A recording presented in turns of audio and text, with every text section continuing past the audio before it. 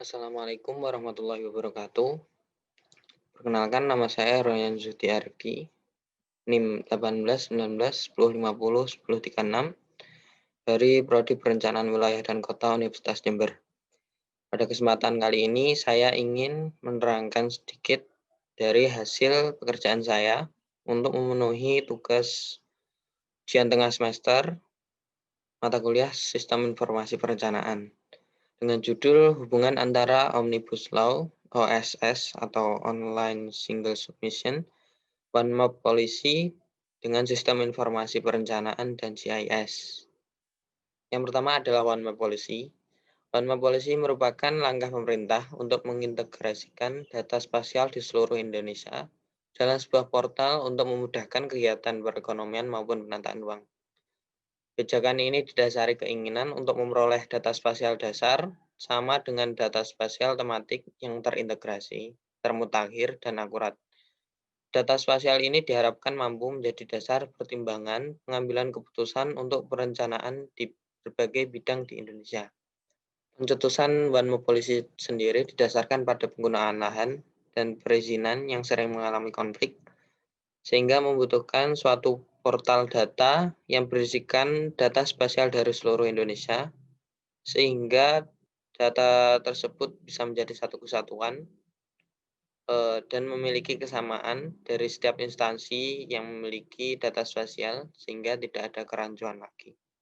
Demi mewujudkan tercapainya suatu data spasial yang terintegrasi, maka Presiden Joko Widodo menetapkan percepatan pelaksanaan kebijakan satu peta atau PKSP menjadi salah satu pokok kebijakan Jilid 8 dengan diterbitkannya Peraturan Presiden Nomor 9 Tahun 2016 tentang percepatan pelaksanaan kebijakan satu peta atau PKSP Indonesia.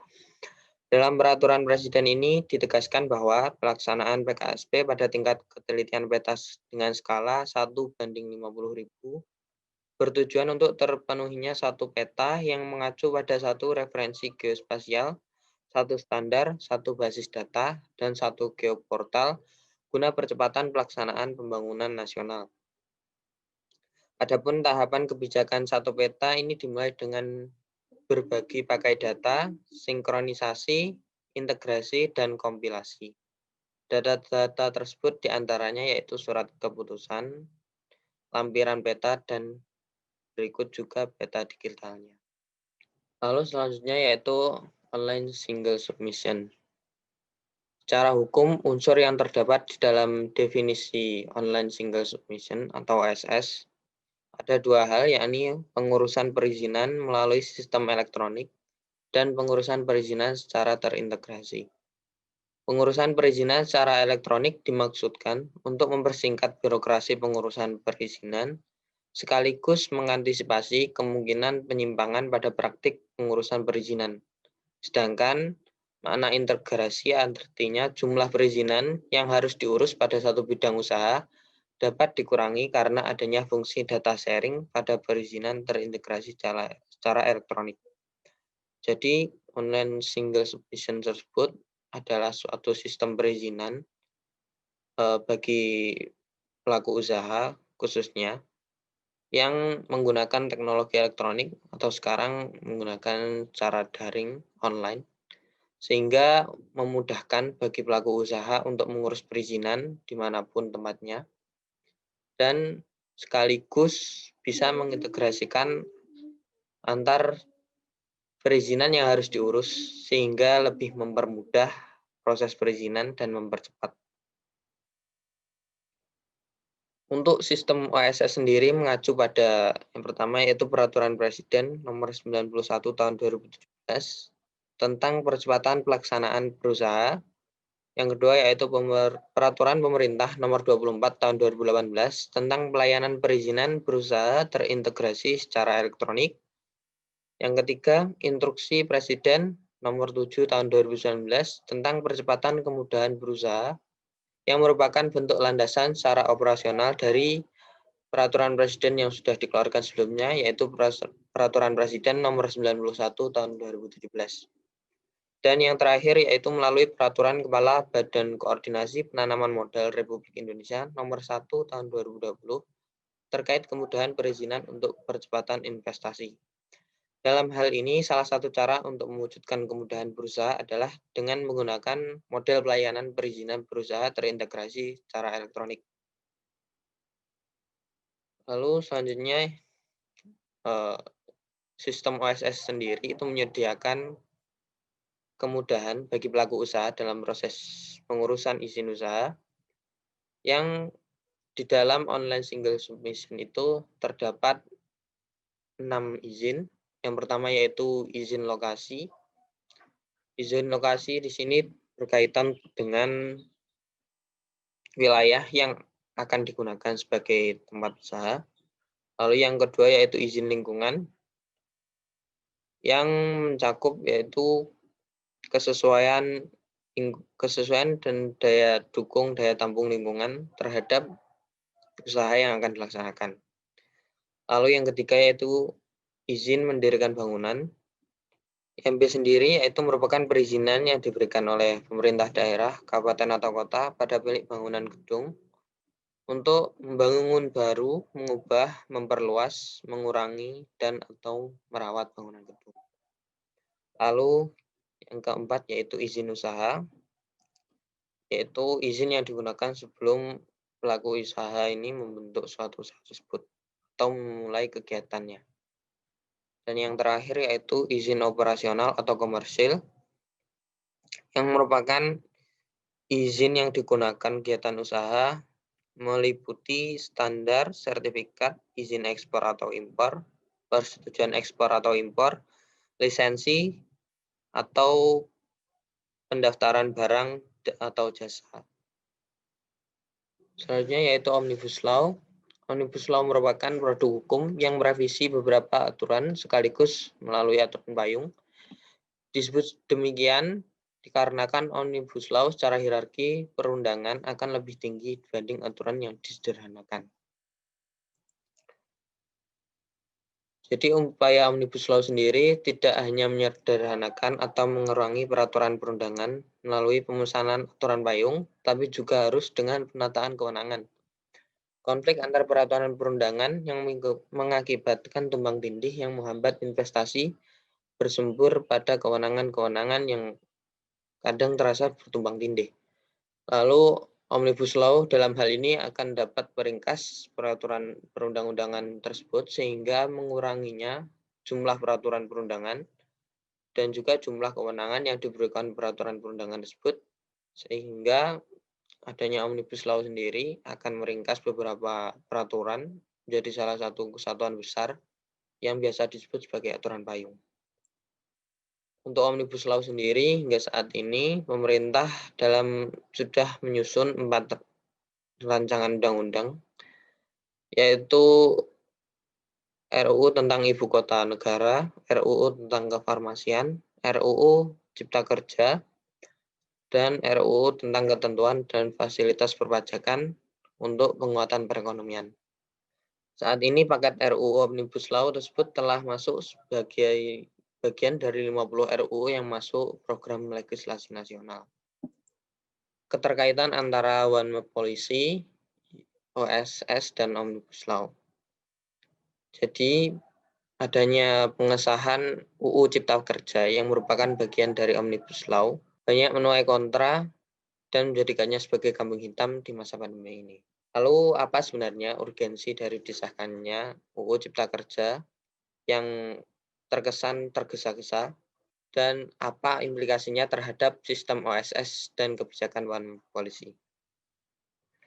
Menurut Menteri Ketenagakerjaan Ida Fauziah, disahkannya UU Cipta Kerja dilatar belakangi 4 urgensi, yakni yang pertama perpindahan lapangan kerja ke negara lain, daya saing pencari kerja relatif rendah dibanding negara lain, penduduk yang tidak atau belum bekerja akan semakin tinggi, dan Indonesia yang terjebak dalam middle income trap. Maka dengan disahkannya UU Cipta Kerja diharapkan bisa mendorong pertumbuhan ekonomi dan perluasan kesempatan kerja.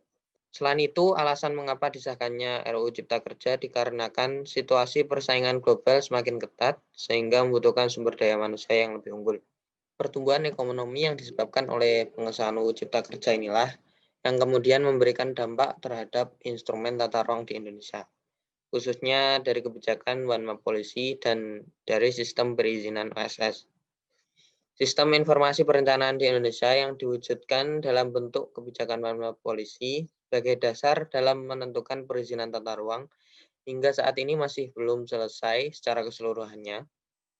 Sementara salah satu izin yang diberikan oleh ESS adalah izin lokasi yang diberikan berdasarkan dokumen tata ruang dari wilayah yang ingin digunakan sebagai tempat usaha.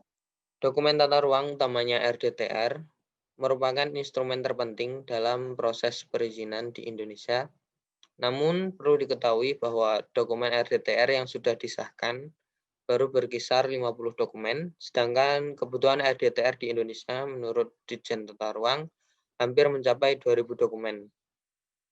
Belum terpenuhinya kesiapan perencanaan tata ruang inilah yang menjadikan ketimpangan dengan disahkannya UU Cipta Kerja, sehingga penerapan OSS dirasa belum memiliki kesiapan yang matang, karena salah satu instrumen yang dibutuhkan yakni dokumen tata ruang belum sepenuhnya selesai di Indonesia, hanya berkisar 50 dokumen, sedangkan yang dibutuhkan adalah 2.000 dokumen.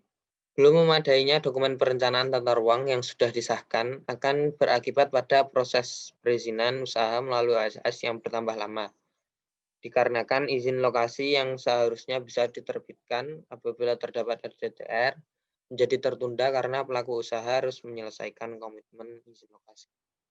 Dapat dilihat pada gambar di samping, itu merupakan izin lokasi yang diberikan oleh online single submission. Prosesnya terbagi menjadi 3, yaitu apabila terdapat RDTR dan peta digital, maka lokasi tersebut telah sesuai dengan peruntukan ruangnya, sehingga sistem OSS secara otomatis menerbitkan izin lokasi. Sedangkan yang kedua yaitu apabila terdapat RDTR, namun peta digitalnya belum tersedia, pelaku usaha harus membuat pernyataan komitmen penyelesaian izin lokasi. Dan yang ketiga, yakni apabila tidak terdapat RDTR dan peta digital, maka pelaku usaha juga harus membuat komitmen izin lokasi dan menyelesaikannya dengan cara memperoleh persetujuan pertimbangan teknis pertanahan dari kantor pertanahan untuk mendapatkan izin lokasi dari online single submission.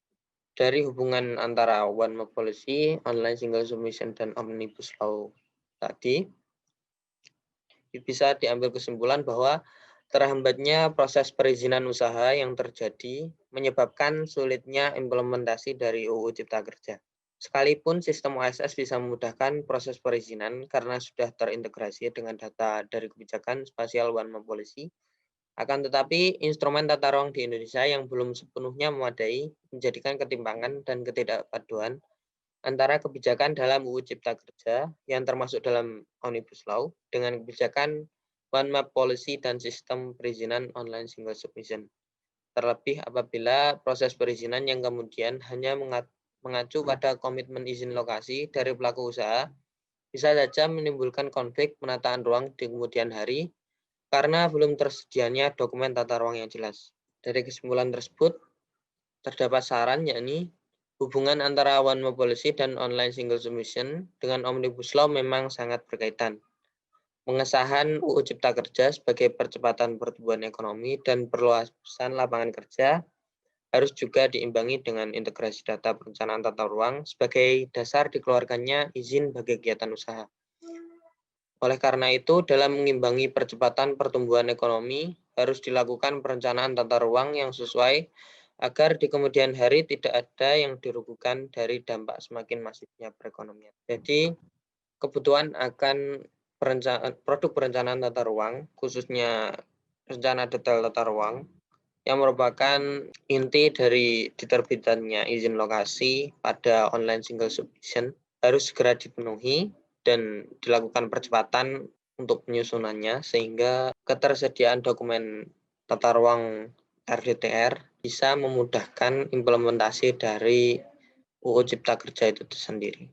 Mungkin cukup sekian apa yang dapat saya sampaikan. Apabila ada kekurangan, saya mohon maaf. Assalamualaikum warahmatullahi wabarakatuh.